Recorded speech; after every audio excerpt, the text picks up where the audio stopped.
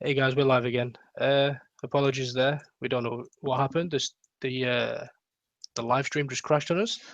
Um, I have my reservations. I think we made the shows in advance. It is possible. I think Tyler made the shows. He might have changed something and added an end time by mistake. We don't know that, so I'm not going to blame Tyler, but it could be something to do there. So we apologize. But we're back on track. do you want do you want to start from where we left off, Larry, or quickly touch up on what we've missed, or what? Maybe we just do a Yeah, brief overview of what we missed because it's a new link and it'll be posted as a different YouTube link, won't it?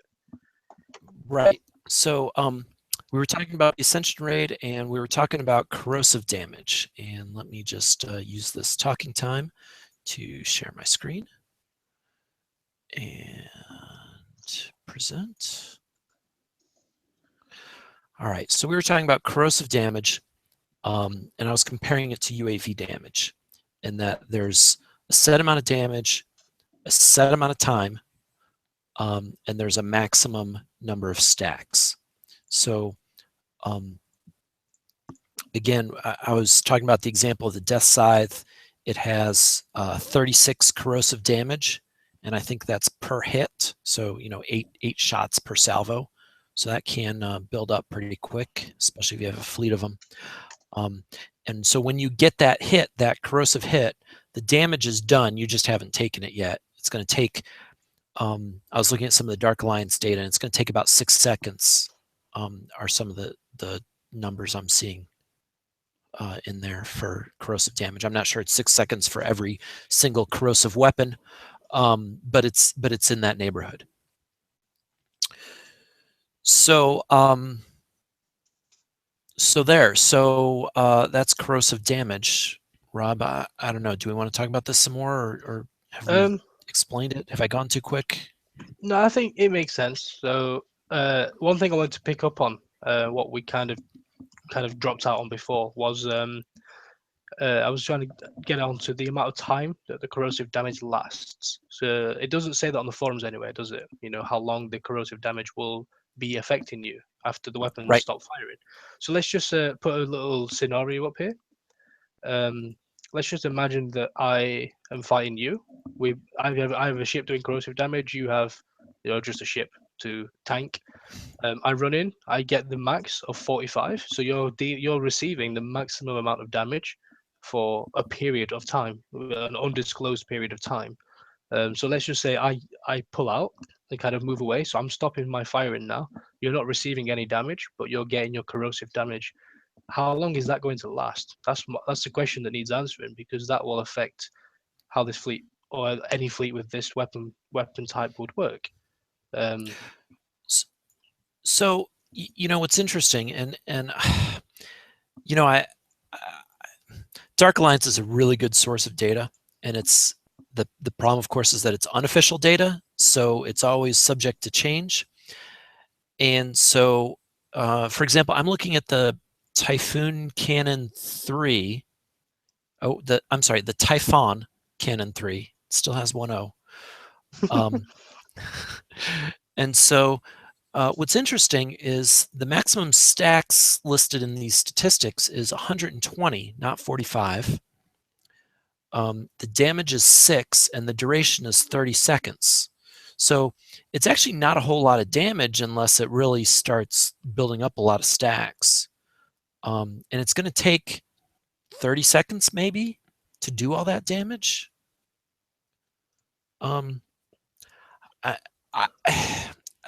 This is all just very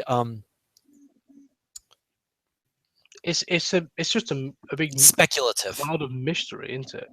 Yeah. I'm sure next week's show or even on Friday's show, I'm sure someone's going to coin it before the end of the raid. If they win it, I suppose, because it's not really. I haven't seen anything that we're going to get corrosive wise, but I suppose we're going to be receiving damage from the AI. Right. The Death Scythe does corrosive damage. Yeah, but how many people are going to get that before Friday's show? If anyone, it looks like it's going to be a rare drop. But I'll be interested to see how it works. Are we going to get a new indicator below the ship? Like we do on the launchers, to indicate that the weapon is charged and how much damage it's doing?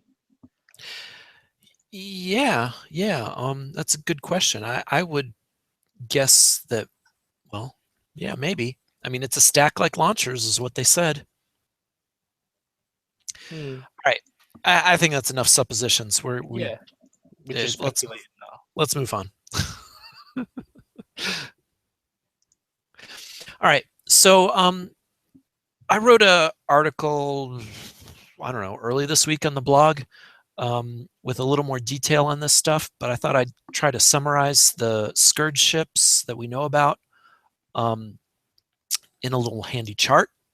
So I put their name and their picture, their weapons, and some of their characteristics so we can see them all next to each other. So you've got the Viperfish, which is their small scout-like ship, very fast, low health, and it has this cannon which does corrosive and ballistic damage, and then torpedoes. It also has what Kixeye called short range, submerge, and surface times. Now I'll tell you again, I was looking at the Dark Alliance data. I'm going to just go there over and over because it's the best thing we got in the absence of any real data from Kixeye. It was 5 seconds up and 3 seconds down. So that's really short. That's worrying. Yeah. Well, it's kind of interesting, and actually, I think it's going to be kind of cool, right? But yeah, it might be kind of cool to watch. I don't know if it'll be cool to fight. I wouldn't like to be on the receiving end. Yeah. So then next we have the Daggertooth, which is also claimed to be armed with chemical cannons, and this seems to be sort of the scout or the main sort of you're probably going to see a lot of these Daggertooths in the Scourge targets. So the way it's described is that it tries to close in at short range. It has these chemical weapons, which might be these same Typhon cannons. And then when you damage it enough, it has an EMP torpedo that it fires, multiple torpedoes that it might fire. And then it runs away and starts trying to engage you from long range with these Harpy missiles. So that sounds very exciting. Next, we have the Goblin Shark, which is described as having long reload chemical weapons. Again, we don't really know what those will be. But it seems to have, it's described as having high health, short range, moderate speed. And so it'll pop up to fire and then reloads while it's submerged, again, is how that's described. So next, we've got the Electric Eel, which is described as having a shallow submerge like the Reapers, having a pinch blast when it surfaces, and then it has concussive, they called it rockets, but actually I think it's these depth charges. There's a name for them. It's on the next page. I don't remember the name right now. But they say it's got extreme health and resistance, again, short range and medium speed. So good luck with that. And then we've got the Stonefish, which is sort of like a Scourge version of the Kraken. Fires these very long-range corrosive manticore missiles. Low health, which might be good if you can catch it, but extreme range and low speed. And then again, like the Kraken. Earth! Sorry, I've managed to fix it. Welcome to the show, Earth. Oh my god, that was horrible.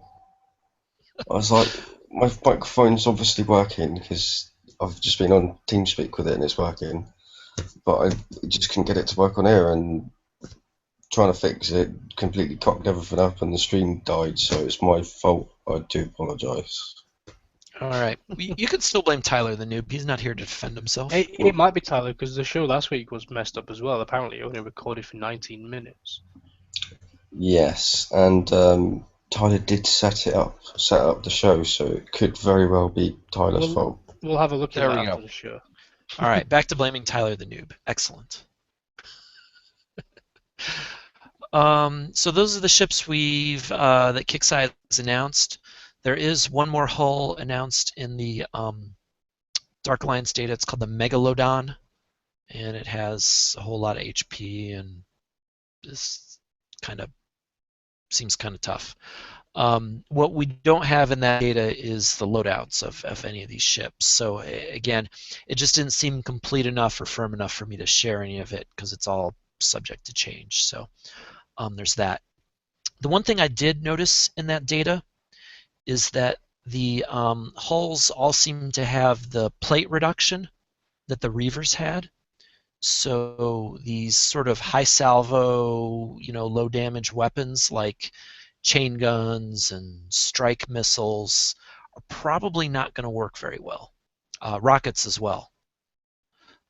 It's like a -100 penetrative, -168 explosive, just a lot of plate reduction.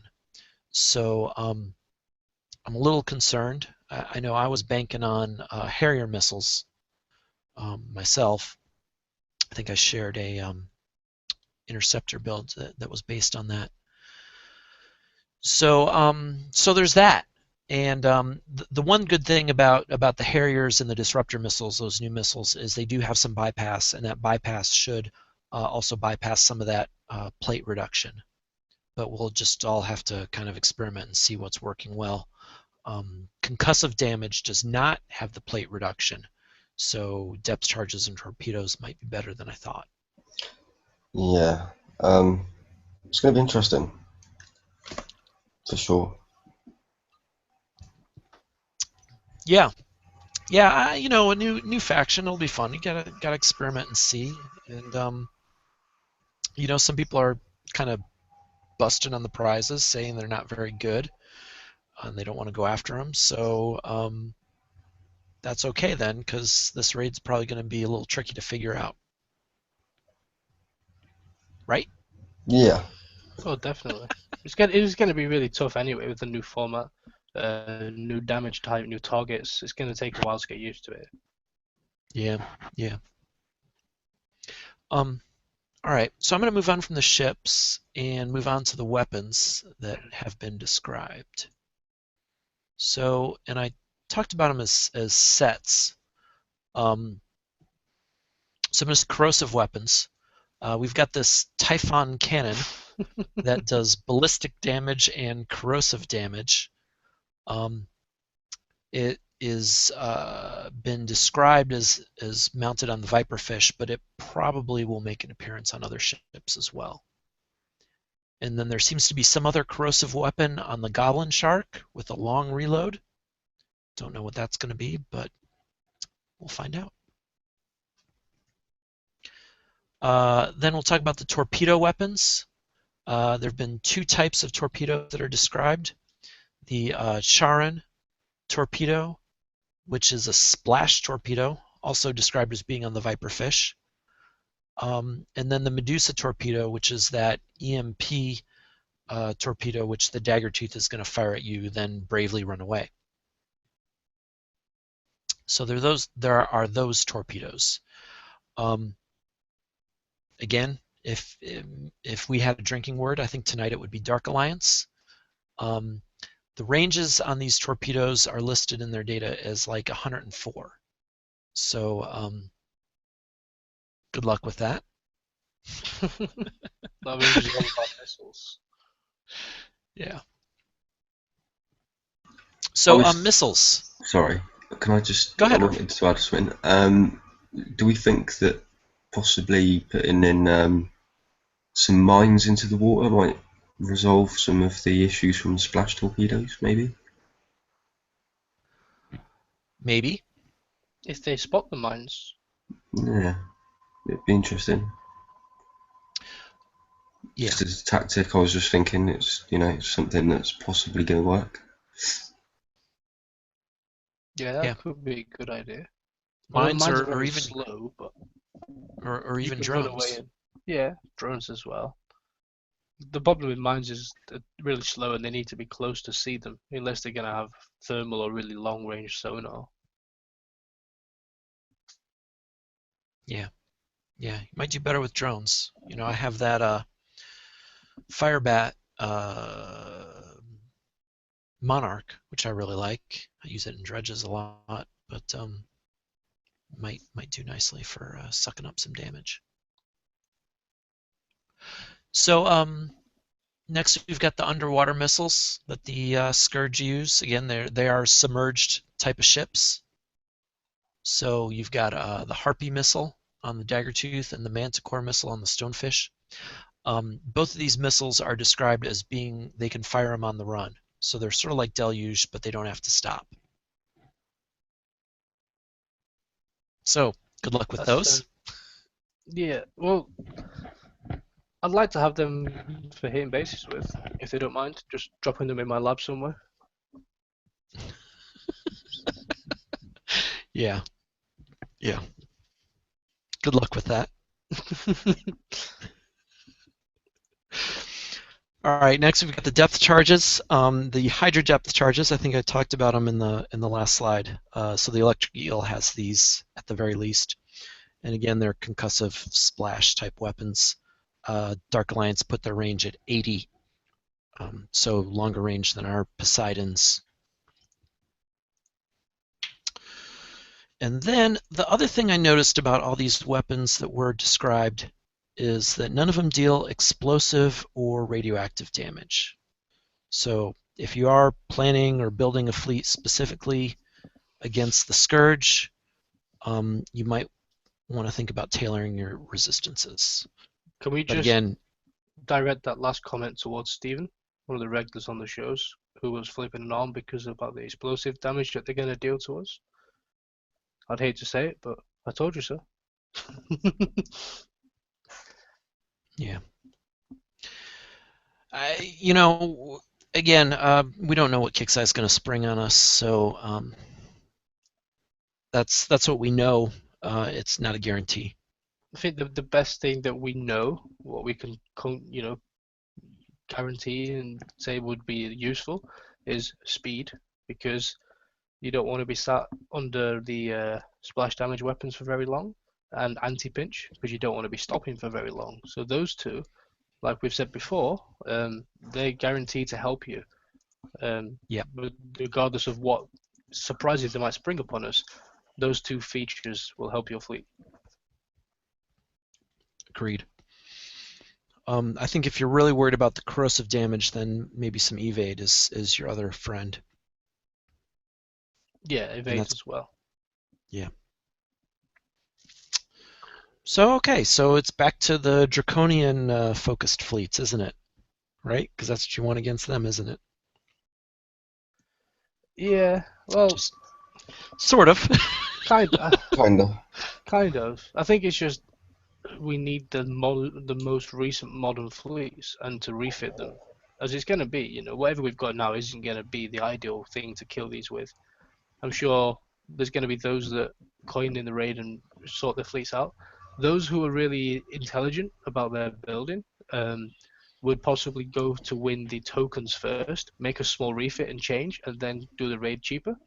It's a good bit of advice there. If you know what you can do mid-raid to help you, and it's a small refit, maybe changing a couple of weapons or a single special on a ship, you might want to use your tokens to do that and carry on with the raid and save some coins.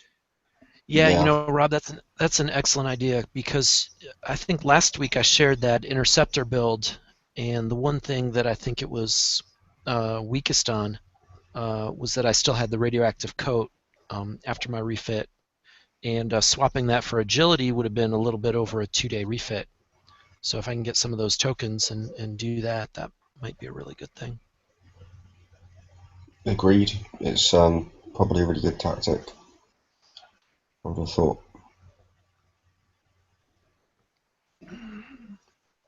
All right. I'm going to carry on. Oh, yeah.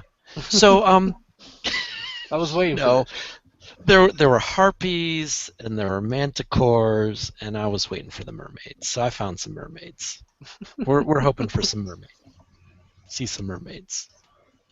Am I right? Of course. Yeah. Classroom on the side of the ship. We like mermaids. Mermaids are hot. Depends on the mermaid. All right. Well, I suppose. All right, carry on. Oh, so I linked to the Dark Alliance thread that I've been quoting. I don't think I have anything else on this page. Oh yeah, Megalodon and a Nyx torpedo. So there are a couple other little goodies in there. Again, these guys download the data from the game. Kixeye hates them. They're worth checking out. I did speculate and guess that there'll be a new torpedo, so that doesn't surprise me.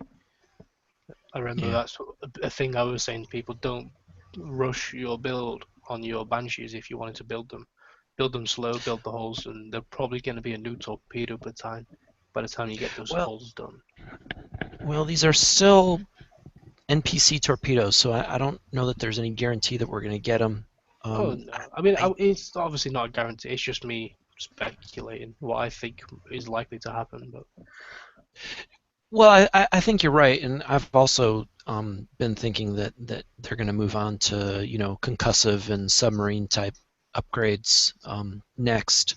Although it seems that they're sticking with missiles for a little bit longer in this raid in terms of the prizes. So, moving on. Ascension Structure. What's the raid actually going to be like? You've got the same campaigns that we've had before, but Kixeye has taken a step backwards. The campaigns are not co-op anymore, and they are level locked. It's a couple of steps backwards. They fell down the bloody stairs.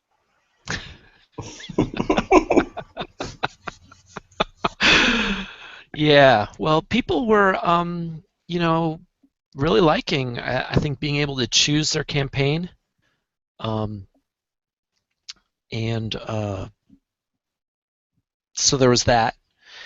Now, I think the other thing about co-op is a little more controversial, right? Yeah, I know where you're going with this. There's two sides to every thing, every story. Co-op was certainly a way that players could help other players, and players like helping other players. It makes them feel good, apparently. But I think the drawback was that you had sort of a beggar class of player where they would just sit in comms and 5 p.m. on Friday, an hour after the raid starts, they'd be on comms saying, "Hey, can somebody do an elite for me?" See, go ahead. I tend to greet that with a very tasteful response, usually a fuck off or something. I think it's see, I can see both sides of it, and I'm not sure which side I would fall on. With regards to the lower levels getting stuff, you can look at it from the side of, it unbalances it. Higher levels should be the higher tech, and lower levels should have to work their way up and earn it. But then there's also the side of it where, well, if they're really willing to pay for it, well, they're not paying for it, but if someone's willing to pay for it for them, why should they be restricted to do so? Because that person has still got to have the tech, they've still got to build the fleet, they've still got to pay for the repairs, so they're still paying the dues, if that makes sense. So I think, in that respect, it's not too bad. Yeah, I kind of think it was becoming a problem, but I think Kixeye overreacted. Is my real opinion. And those people who are helping, just don't help them. If you think that they're annoying and stuff, put them on ignore. Just don't help these people. Help who you want to help, and I don't see it as a massive problem as to stop co-op because of it, unless Kixeye are going down the route where they decided that they don't want lower levels having this tech, in which case they're shooting themselves in the foot, because I know loads of people who are lower levels who have started the game, within the last year maybe, and they would love to start becoming more competitive, and they can't really do much by themselves because they don't have the fleets that some of us do. So they're almost being pushed aside, which I would argue it's not a good business sense for them. Yeah. I mean, when I had that lower level base that was, working its way through level 60, I was able to be pretty successful on my own in raids, and it just took some planning. But I think what the danger is that when a fleet takes 2 to 3 months to build, right? If you plan poorly and you build a 2 to 3 month fleet and it ends up sucking, all of a sudden you're past level 60 and you don't have anything to work with. Yeah. So, you know, being able to get that sort of help is a little bit of a go back. And, well, now it's gone. So we'll see if that's a permanent change. And does anyone think, I've seen a couple of mentions of this from the last raid being thrown into chat. Maybe it's something to do with people gaming the targets for lower levels. You know, obviously the lower levels, if they chose to do an elite, would struggle considerably compared to somebody like, you know, maybe one of us, or, you know, maybe it's so that, you know, as little people as possible can run through for as little coin, you know. Yeah. I mean, right. You know, a high-level player could certainly, if they were willing to take the time, you know, blow through Strike Campaign over and over again to help somebody out. Well, people pay for it, you know. There's some people who they might be willing to spend 500 gold on a raid. They might not be able to do it for 500 gold, but if they give someone 500 gold, that player might be able to do it for 300, 400 gold. They've made a little bit of profit, they've helped a friend, and they've saved money for the player, you know. Maybe that's what's pissing them off. Maybe. I don't know really, but you know, it's not been greeted well amongst the community. I will go back to, you know, how you said, Larry, there's two different sides of it. There's the, you know, what we've talked about, kind of the spending and the helping each other out, but there's also the side of it which I did elite for.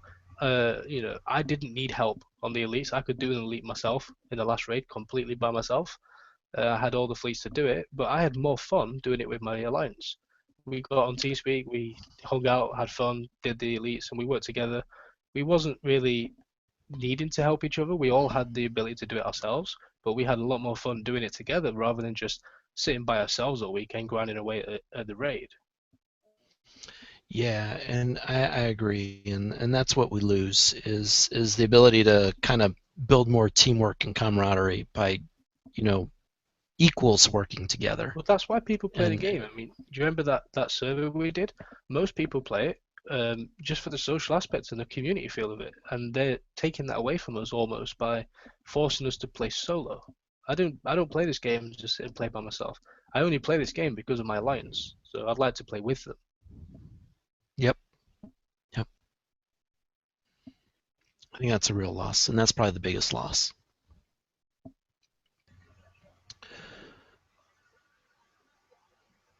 Yeah. So, should we move on? Yeah, so Sector Ascension, Sector Bar.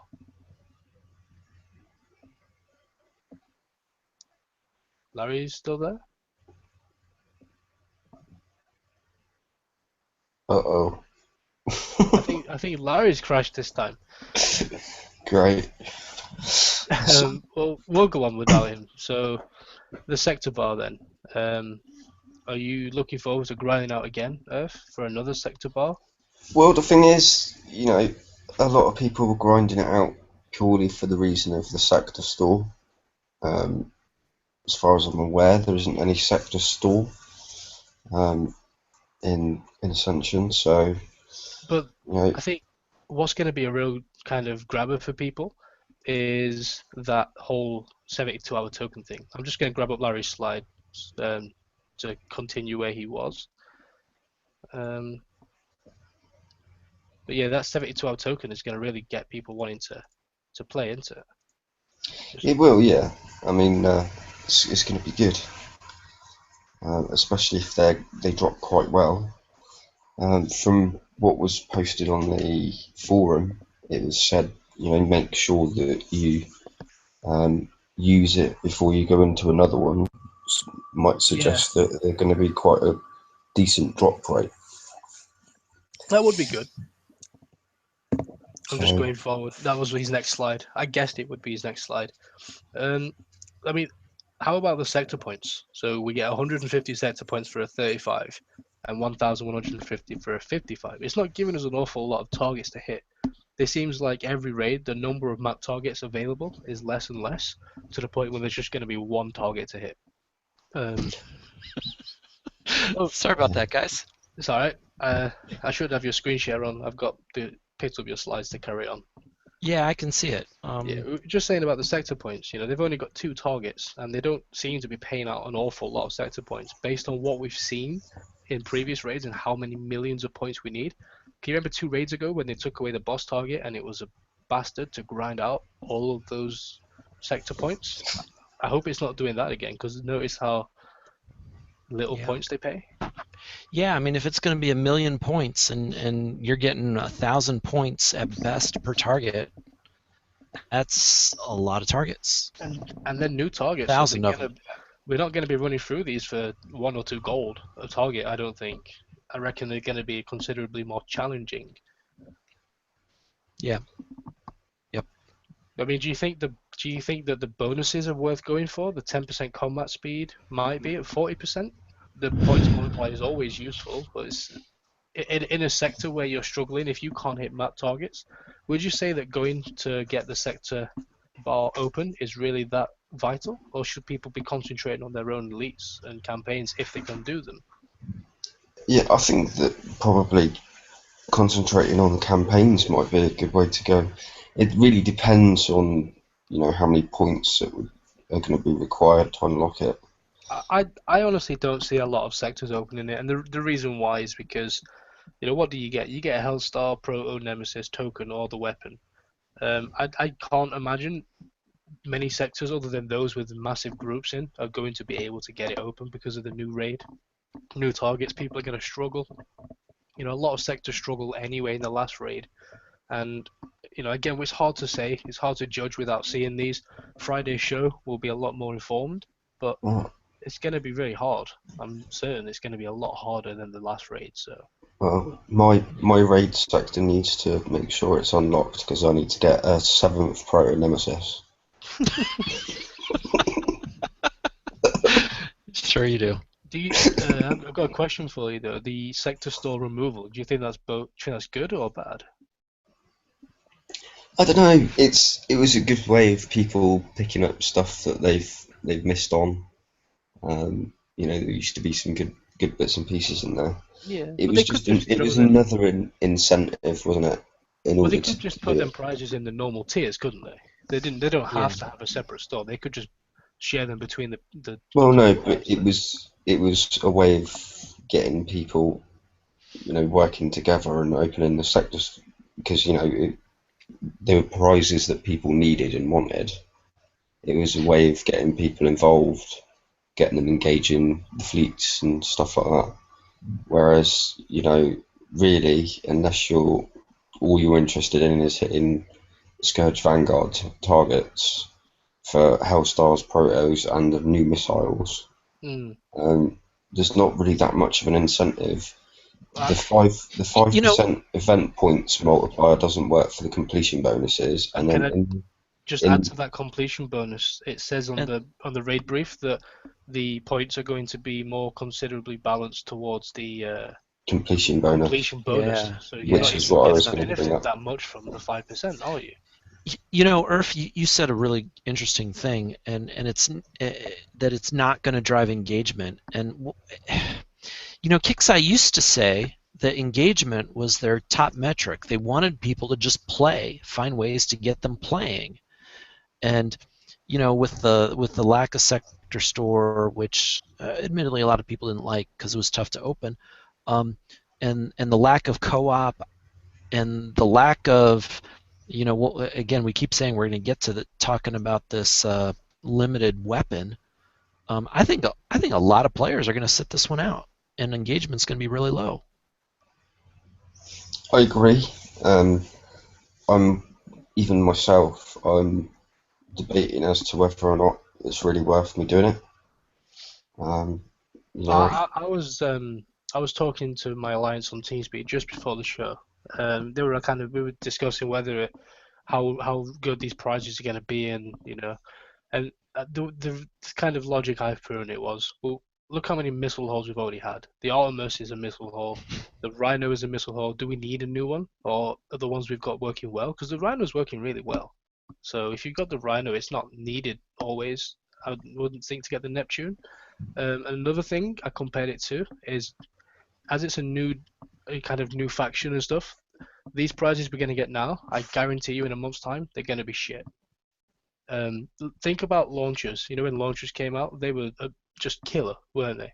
If you had D92s on new cruisers and a Highlander flagship, there wasn't many bases you couldn't do when they first came out.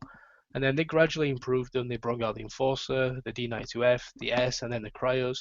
And then, look how D92Us are compared to the S's. When the Cryo S, the D92S came out, the U wasn't really that rated anymore. And I think it's going to be the similar trend here, where whatever we get in this raid isn't going to be that great in the next raid or the raid after. So if you're one to struggle with the raid, you might be better just sitting it out and saving your coins and doing it the next raid. Or do campaigns. Another thing that's not really going to drive engagement is that, even the limited weapon, the only hull you can use it on is the Neptune. So you've got to. So basically, unless you're going for the crap tech or the stuff that you've missed, you've got to get everything. Mm-hmm. Right. You've got to get the hull in order to be able to use the weapon. And you've got to get, and you got to get that weapon to make best use of the hull. Yeah. And how many weapons? Is one enough? Do you need 3? Do you need 4? 1 per ship? 5? Where does it end? And this is why I'm not liking the limited weapons whole thing, because limited ships, fine, I get it, because some ships are just really powerful and you can only have one of them and stuff. But weapons they shouldn't be that powerful where one weapon can rule them all, kind of thing. It's almost like Lord of the Rings, the one ring to rule them all. It's like, how long is it going to be until a few raids time where we get some ridiculous power I win weapon that can fit on anything that's come out in the last 2 months, and it just kills the whole dynamic of the attack and defend way. Well, the progression. I am kind of glad that it won't fit on a Hellstar though. These weapons. Yeah. Can you imagine that? But yeah, but it's not really filling a lot of people with enthusiasm, shall we say? Because at least people, if they were struggling in the past, they would go and get the weapon. But like we've said, in order to make any use of that weapon, you've got to have the hull. So you're almost forced in order to go for the hull and then go for the weapon. It's like they've said, those rhinos you built, they're not good anymore. Well, I'm not sure on that. But well, I would say not good, but if you wanted to use a new weapon, the rhinos aren't good because they're impossible to be used. That's right. That's right. Larry. You've got to get 25 million, or you might as well get 0, in a way. Yeah. All right. So there's a Scourge Vanguard target, which is a boss target we've seen in occasional raids in the past. Again, 4-player co-op, single hit, time, no retreat, no event points. So just like these previous ones, you have a chance to win a Hellstar, chance to win a Proto-Nem. You also have a chance to win the Death Scythe, which is an upgraded version of the Scythe weapon we'll get to, and then a 3-day build token. And again, if you're hitting lots of Vanguards and you've got these tokens streaming in, be aware that you can only have one maximum, so spend one. If you win one, spend it before you hit another Vanguard, because it would really suck to win one and not keep it. You have been forewarned. Forewarned. Wouldn't want the Scourge to take your token. The Scourge. I think. Well, I was just going to mention that I think if it was guaranteed that you were going to at least get a 72-hour token for hitting them, that might be an incentive to open the store. Or at least heavily increased chance. Yeah. Yeah. Agreed. But they didn't say that. there's still a chance, and Yeah, I guess a chance of nothing. yeah, it could be just as rare that you get a token as you do a Hellstar. Hell, the Hellstars could be more available than the tokens for all we know. Well, it's just my thought. If you're not going to have a sector store and you want people to engage it, even if you put in a 24-hour token, so that the minimum you're going to get is a 24-hour token or a 12-hour token, I even. mean, that would Right. drive engagement a lot. Exactly. So You guys win something. yeah. It's like them little machines you get at the arcades, a prize every time. All right. Harlock's Aegis. This is, in my opinion, and I'm going to guess yours too, without a doubt, the best prize, probably the thing most worth going for this raid. 100%. Yeah. Yep. So, when I just saw that there was a Harlock's Aegis, I'm like, oh, I guess it'll be a little bit better, maybe like the Templar compared to the Crusader. Well, no. It's a lot better. So you get the extra 5% defense from the field. You get a fourth special slot, which is really, really useful. Yeah. You get double the built-in armor, actually more than double. Double the repair. Well, yeah. Sorry, I'm missing negative tonight. But see, if your Aegis dies in a battle, if your Aegis is going to die in a battle and you have to repair it fully, it's had that 40% for a lot longer, so it's really not going to be double the repair. Yeah. Yeah. Increased countermeasure accuracy. I've always been a strong advocate of having a countermeasure ship, and I think the Aegis is a great countermeasure platform. If it makes you feel good, Larry, as soon as I saw that, I thought about you. Yeah. So having that fourth special and the countermeasure accuracy, it's something really, really useful. Increased defense, increased evade, increased speed. That's a Again, major thing. A lot of people are like, Rob, how do I speed up my Aegis to match my fleet? Or, they've got speed 5 on their Aegis, but they have to put speed 3 or 4 on their Rhino or something. So yeah, I was a lot. right. I was planning a Rhino fleet with an Aegis before this, and I was putting actually Reaver Scout Engine on the Aegis, and this will fix that because it'll match the Rhino. Yeah.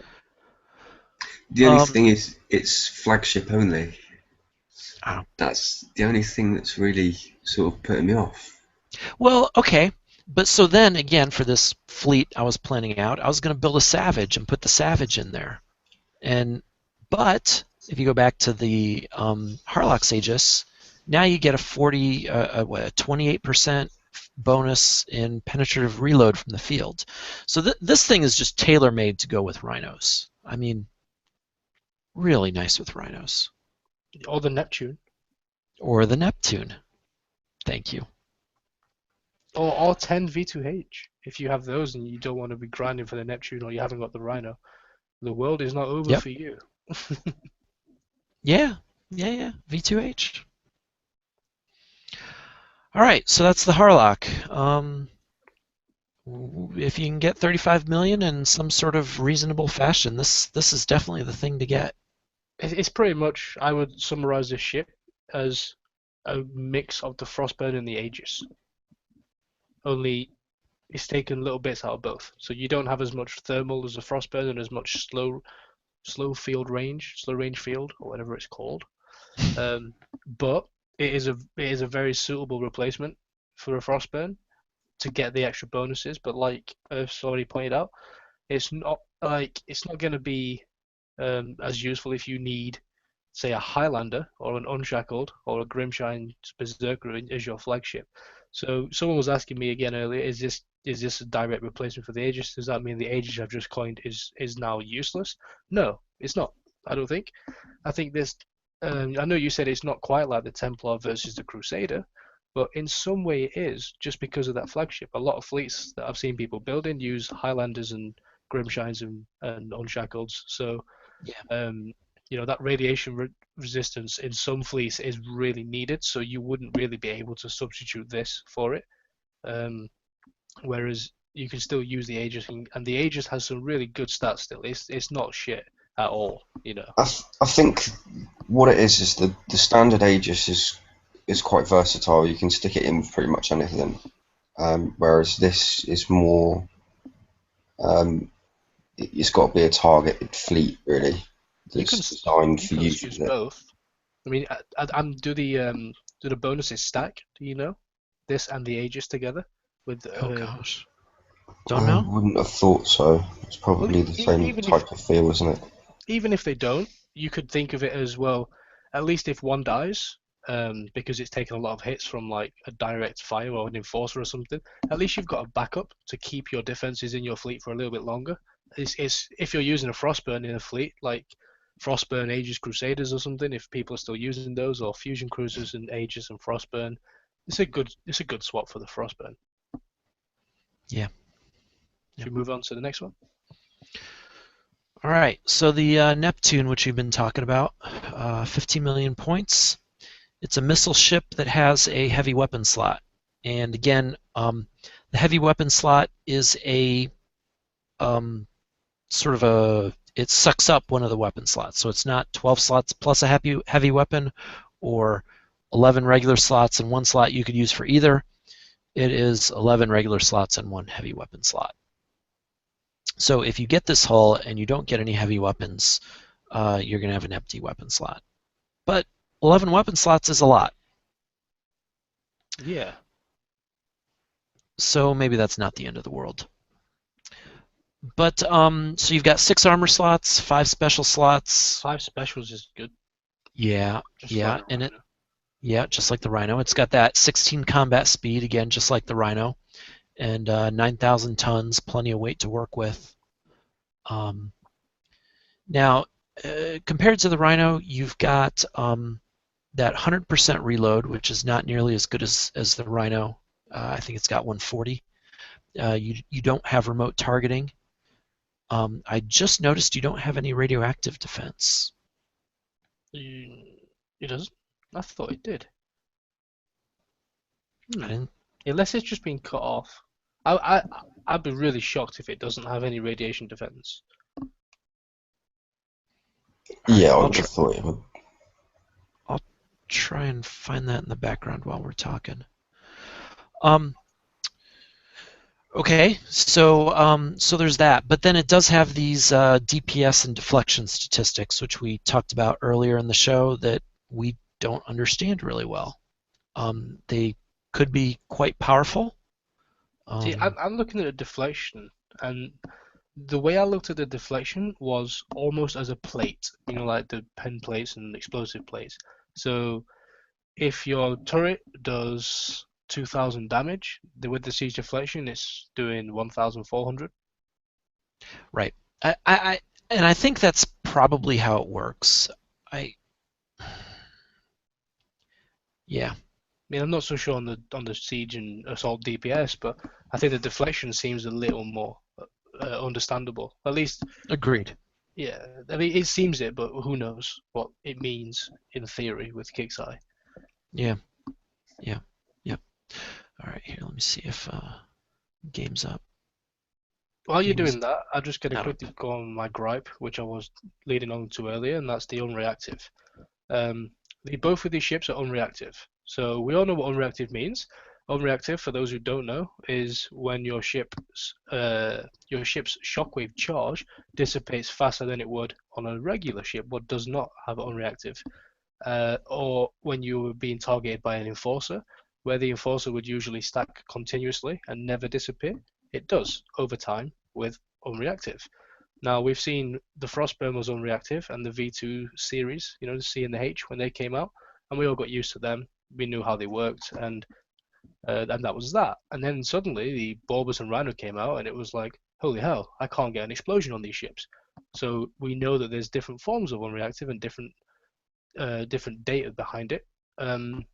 One thing that really annoys me is I don't know how unreactive this Neptune is.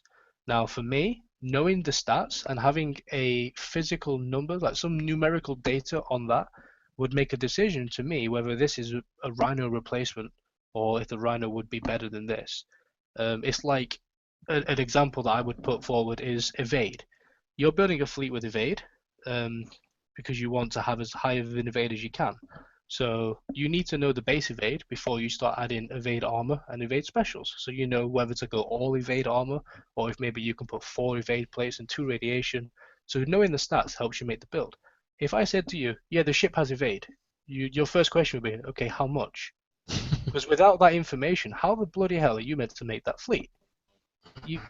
And it's just a guess, really, isn't it? It's Ship like the carry big weapons, go boom. well, it's the same with pinch resist. The Hellhound has is it 70% pinch resist built in, and the Goliath R5 has a 30%. Both of those have pinch resist built into the ship. So if it just said the ship has pinch resist, how would you know how much pinch resist it has? Because the Hellhound, for example, is 70%. One could argue you don't need shielded electronics because it already has a high enough anti-pinch where you can stick reflective coating on and ignore the anti-pinch. But if it was only 30%, then you couldn't really do that. You might want more anti-pinch. But you don't know that unless you know the numerical figure attached to that, if that makes sense. Totally agree. They need that on the unreactive.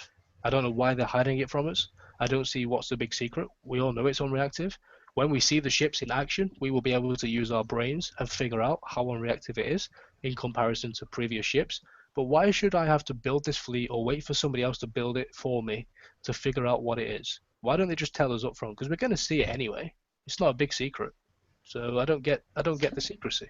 Yeah, well, it's like they've put on the 5 field resistance plus 50%. Why can't they just put unreactive 0.2 seconds or whatever? Yeah, or they could have it as a percentage, you know. Yeah. If the ship takes 10 seconds to dissipate usually, well, this ship's unreactive and it's 50% faster. So it's going to take 5 seconds. You know, that is a reasonable figure. Just letting people know that information. I don't know why. I mean, maybe I'm missing something. If I am, please let me know, because I'm lost for words almost, and why they won't tell us what this is. And it kind of pisses me off because, you know, it puts me off building it. It's like I'm thinking to myself, why should I build this? Why should I go for it? They're not giving me a reason to want to win this prize. I know it's going to be good and it's got all these other stats, but, well, I don't know how I'm going to build it. I don't know whether to put all D5E on it, you know. Like I was saying earlier, you need to know these stats to know the build. So rant over. I could go on all night, but I'll stop ranting. Okay. Yeah. Right. I did check on the Kixeye forum. I mean, there's still no radioactive defense shown on the blueprint, but it is possible that it was a poor screen grab and cut off by Kixeye. So yeah, we'll have to wait and see. I would assume it does, but we only have to wait until tomorrow. Yeah. Should we go to the next slide? Yeah. Oh, a scythe. Yeah. So the scythe heavy weapon, limited. We've talked about it over and over.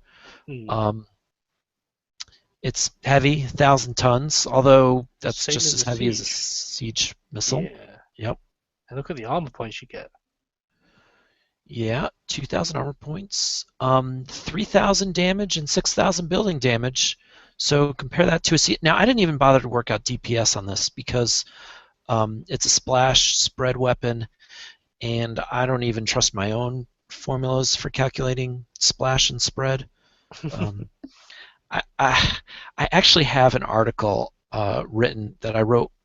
Santana, if you remember him, who quit a while back, he actually took a buttload of data back when the Pandemonium and Chaos, Pandemonium and Searing Barrage Mortars came out, and actually came up with a better formula for splash and siege, splash and spread damage for those weapons. But I've kind of been sitting on the article, because by the time I got around finishing it, it really wasn't relevant. But maybe I'll just pump it out there because it's basically written. But the point is, if you compare this weapon's damage to a siege missile, it does do a lot more, doesn't it?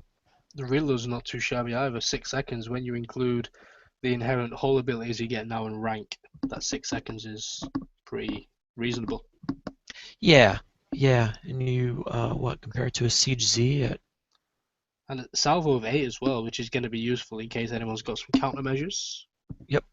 It has Well, it's already got- got 50% flak evade as well. Yep. And am I right in saying it's the same range as the Harrier missile? Yes, you are correct. So imagine this as a spotter.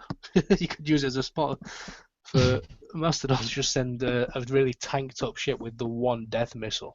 I'm calling it a death missile, and yeah, you know, you could send in your death missile on a really tanked up ship. It would have to be a Neptune, of course, because we can't put it on anything else. Yeah. But just imagine that idea with some R5 Mastodons or Protomast or Rhinos in tow. We're pretty powerful. Yep. Next one. So, yeah. Well, do you want to talk about the price real quick? 3.75 million. But when you consider how many you need, do you think that's good value or bad value? I mean, what have weapons been before? 4 mil, 5 mil, 6 mil, maybe. Yeah. So And so, I mean, if you want to build a fleet, you're going to need 3. So you're talking 10.5, 11 mil. that's about the price that ships used to be. If you remember when the nuke cruise when that came out, I think they were 12.5 and the weapons were 4. Yeah. One thing that I want to ask here is, whether anybody else knows or not, or whether it's been stated on the forum, is if you build this weapon onto a ship and then scrap it, do you get it back into your inventory when you scrap the ship? I would assume so. Or is it a one-time use, or what? If it is, then I think the community are gonna be up in arms. I don't see why it wouldn't. I mean, if you built a Pro Nem and scrapped it, surely you can build that again. Having never scrapped a proto-nemesis, so no, but I'm just, you know. Well, Yeah. that's what I'm getting at. I'm sure any of the ships and stuff, if you scrap them, they're there. I mean, I don't know anyone that scrapped them. In fact, no, I have. And yes, you can rebuild them. I did a Viper. I scrapped a Viper once, and it came back in my lab as available to build. So I would assume the weapon is the same as a ship. It's just a question because it's not being put out there, is it? So Yeah. Well, I'm going to go ahead it's a valid and say, question. based on what I did with my Viper, yes, you can build it again. But it's another thing that people are getting put off with. I know that it's been mentioned quite a lot on various pages today. Yeah. People asking that very question, so that's why I would assume myself that it would go back, but it's something that Kixeye might want to clarify. Yeah, it's good to put the people at rest. Yeah. So there's an excellent point raised in chat, which was with a salvo of 8. It's going to take 1.4 seconds actually to fire out its salvo. So as like an F launcher or something, as rank increases, your benefits from rank are going to drop off with these scythe weapons compared to others. So you don't need to grind to legendary. Well, it's going to help. It's just it's going to have diminishing returns. Yeah. You know, I didn't do any math on these weapons because without understanding the DPS bonus, there just wasn't a point. Because it has to go on the Neptune. So if you can't account for the DPS, you're not getting the full DPS story. So it's hard for me to say. Again, with it being a splash weapon and it having this high salvo, how good is it going to be? How good is it going to be when you rank it? How much better is it going to be when you rank it? It's all really up in the air.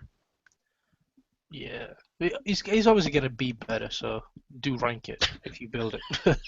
But I see where you're getting at. If I was a paranoid, I would think Kixeye is orchestrating an anti-BP Professor campaign. They just don't like you. I know. I want to point out something as well, and I hope they change it because it's really starting to annoy me. It says this is an heavy weapon. You don't need an N, it's just A. Use your grammar. Yeah, I saw that on the forums too. It's terrible. But you know, I want to point out that this does less damage than the regular scythe missile as well. well, it does. But from one salvo, you're going to get the 8 times 36. So what is that? 200 and almost 300 damage from the corrosive, and that damage isn't going to be resisted. So it's probably about even. It's still a little bit less, though, isn't it? So, Well, it's less than a number, but you know, if guys are running 50%, 60% penetrative resistance, Yeah, which that's is a good point. Yeah, the corrosiveness is gonna do it, make it a lot better.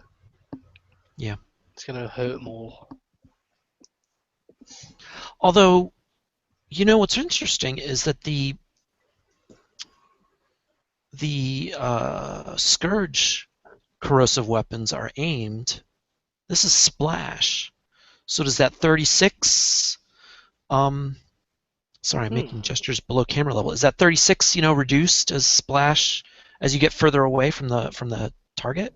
That's a good point. I mean, if it's Who not, if it's knows? a non, well, okay. Here's what I'm gonna say. When you use this weapon, it will target something. As a missile does. Think about a Proto-Nem and a Hellstar. You will target a ship, and the missiles will do splash around that ship, right? Yep. So maybe it's just whatever you have targeted, that's where the corrosion is going to lay. Could be that. Could be. This is a very speculative show. I'm going to rename this the Speculation Hangout. Yeah. Yeah. With lots of tech problems. Okay, token store. They drop back to the old token limits. I don't think we need to talk about much more than that. We like tokens. Tokens are good. Get them if they're worthwhile. If they're not, don't. Next. Yep. Prize highlights. So I put lots of stuff on here, but I don't know about a lot of these. You know, you got Harlock's Aegis, which you talked about. Then you've got this Neptune and Scythe combo. You know, also on Tier 4, you've got the Evade upgrade, which has been missing for a while. Yeah, I would say that's one of the best prizes here, especially with ships now having 5 special slots. You can make more use of these upgrade specials. So Evade upgrade is a good grab if you don't have it, and it's not bad at 3 mil. Yeah. I put Sonic Targeting 3 on there. You know, we'll see if the high sonar is really all that useful against these guys. It all depends on their cloaking. I would say if you're having problems with spotting certain subs in your base, Sonic Targeting 3 is really useful. Agreed. Yeah. Okay, so let's see if we get back to that. One thing though, the Tier 4, you can only have 2 max, and the Scythe is in Tier 4. Oh, wait a minute. No, they said it's multi-redeem. So I think. So does the Scythe count as one in itself, whether you claim 1 or 5, and then the second choice would be one of the Evader grade, Sonic Targeting, or Cryo Depth Charge? If that makes sense. So forget about how you can claim 5. Just think about Scythe as a redemption option. So there's 4 redemption options. Just if you choose the Scythe, you can choose multiple of them. Or can you just have 2? We're speculating again. So Scythes will count as 0, 1, or multiple of your Tier 4 redemptions. Probably not multiple.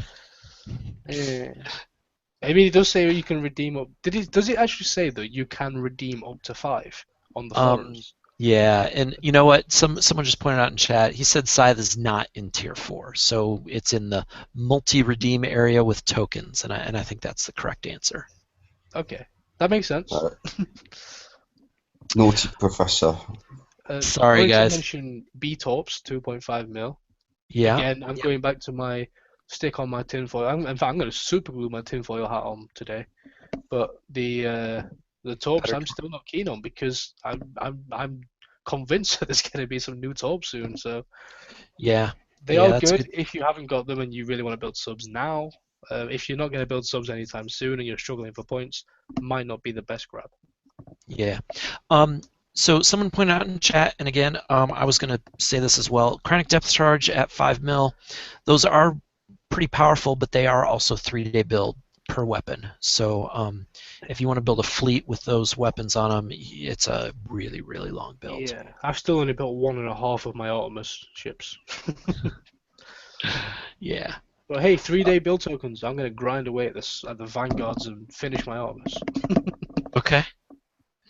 Let's see what else we got. We got the Mercury in Tier 3, also available in a campaign, and so some players might have an easier time doing a campaign at half repair than getting 1.6 million points. I don't know. Poseidon depth charges may or may not be useful. I noticed the depth charge 2 is really cheap, and those are actually reasonably timed builds. Yeah. Not bad damage output when you start ranking them either. Yeah. Yeah. The thing that worries me about the Poseidons in this raid is that the Scourge are pretty fast, I think. And so you might miss, and maybe you want to combine them with some disruption missiles or something. Yeah. What else? Battlecruiser, if you're really low level. Great pickup. I'm not certain, but how many raids consecutively have we seen the Battlecruiser now? Has it been like the last 12 raids? I don't know. Everyone Was it in must the have last raid? I don't know. I think it was. Did they switch to the LCX? Maybe they did. But I don't know. I feel like I've seen the Battlecruiser so often. It's like everyone should have a Battlecruiser now. Yeah. Yeah. Unless you've just started. Yeah, in which You case, should have get Battlecruiser. Battlecruiser. And you know, if we're going to be fighting the Scourge for a while, and you are low level, Battlecruisers and Mercuries are your best 2 options for hulls. Right? Agreed. Yeah, I would say points-wise, the Battlecruiser is a hell of a lot more better value. Agreed. But you know, the Mercury, in terms of an overall fleet, you know, the Mercury hull is just a 1-day build, so Yeah. it's a really good But value when you get to building it. I was going to say the V2H is now in the campaign, but it's a rather hard campaign, so maybe not an option. Yeah, and a lot longer build. And I mean, I agree that the V2H is a great hull compared to the Mercury, The particularly. Mercury is a good starship, though. Yeah. Yeah. It's the equivalent of a modern Seawolf almost. Seawolves are what we had to get ourselves going. I don't think they're useful as much now. Mercuries are really good as a level ship. Yeah. Yeah. Yeah. Especially if you get that new missile on them. It'd be pretty nice. Hurricane, I want to point out, at 400k. If you think about the tactics we said at the start, it might have been on the other stream before it cocked up, but talking about drone decoys for some of these splash weapons in the raids, maybe a Hurricane is a good pickup if you really want to go down that avenue. Yep. Is that it for the prizes? I think so. Your favorite slide, Larry? You know, it wasn't my idea. I think it was Earth's idea, wasn't it? It might have been, I don't know, I can't remember. All right, so this week's, I didn't have any until today, but here we are. So no more co-op campaigns. Now, we talked about this earlier in the show, so I don't want to spend a whole lot of time on it again, but I think it's an overreaction, and maybe we should just leave it at that. Yeah. I play for playing with friends, not for playing by myself. Yep. All right. Heavy weapons. Well. Oh crap. See, this is my screw up. One of my screw ups. DPS. I meant DPS. Yeah. Yeah. So, DPS has not been well explained. And again, I think we talked about that before, so I'll leave it at that. Yeah. And then new prize being limited only. Again, we've talked about that one. So I think I'd like to add. I'm probably going to say this. Add this every week, just in bold at the bottom. Unreactive. That's all I'm going to say. I'm going to say that every week until it's changed. Unreactive. Sort it out. Okay. The breakthrough. I think the new art looks really nice. And I mean, this raid's going to be cool to watch. Maybe they're going to kick all of our asses, but The thing is, I'm gonna just throw a spanner in the works. They do look pretty cool, but they're all underwater. How often are Yeah. you gonna see them? yeah, I don't know. We'll see. Yeah, or we won't see. Who knows? Yeah, maybe we'll all die without even seeing them. I guess that's the last slide because I'm mashing next and nothing's happening unless I've frozen. That is my last slide. So we are done with the slides after an hour and a half. So again, we've gone feature length film. Well, we were split over 2 streams. Yeah. Maybe thanks to Tyler. Yes, Tyler's fault. Tyler the noob. Every time he sets a show up, it cocks up. So no more Tyler setting shows up. I honestly think what's happened is he's set. You know, when you set a live stream, you have a start time and an end time. Obviously, you don't put an end time because we're not on the clock here. We stop when we're done. We stop the broadcast manually. I suggest maybe he has put an end time, and for some reason he's put an end time after 19 minutes because it feels like we were going for about 15, 20 minutes, and that's how long it stopped the previous week on the community show. So we need to reprimand the youth. Yes. All right. Very sorry about that, guys. Yes, Really but do. thanks for the people who were clever enough to realize what the new link was. I have about 15,000 messages asking what the new link was, and I managed to get them out to most of them. I did repost it as well, so Yeah, I actually posted it 3 times on one post, and people were still asking what the link was. yeah. Sorry about that. It was our fault.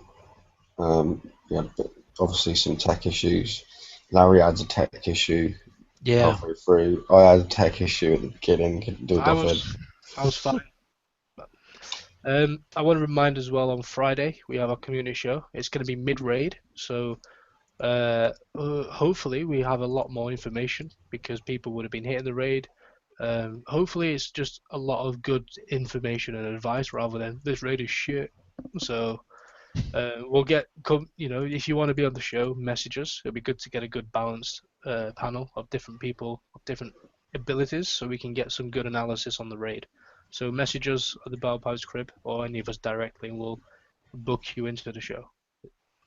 Anything else? Or are we done? I think that's pretty much it. Don't forget to check out Larry's blog. Prof.blogspot.com. There you go. And Google. And Google. And Unreactive.